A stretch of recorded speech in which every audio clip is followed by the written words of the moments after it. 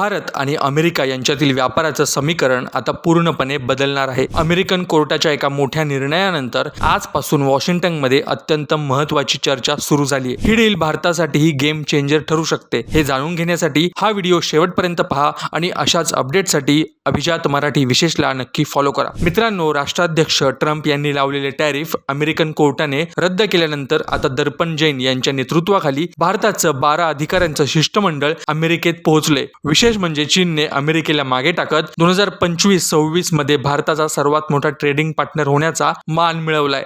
त्यामुळे ही trade deal अमेरिकेसाठीही तितकीच प्रतिष्ठेची आहे। 7 फेब्रुवारीला भारतासाठी टॅरिफ 50% वरून थेट 18% वर आणलं होतं। आता त्यात अजून कपात होण्याचीही शक्यता आहे। भारताने सुद्धा पुढच्या 5 वर्षात अमेरिकेकडून $500 अब्ज सामान खरेदी करण्याचं एक मोठं टार्गेट ठेवलंय। रशियाकडून तेल घेतल्यामुळे लावलेला अतिरिक्त टॅरिफही आता हटवण्यात आलाय। दागिने, कापड आणि समुद्री उत्पादनाच्या निर्यातीला यामुळे मोठी चालना मिळणार आहे। ही 3 दिवसाची चर्चा भारताच्या अर्थव्यवस्थेची दिशा ठरवणारी असेल। तुम्हाला काय वाटतं?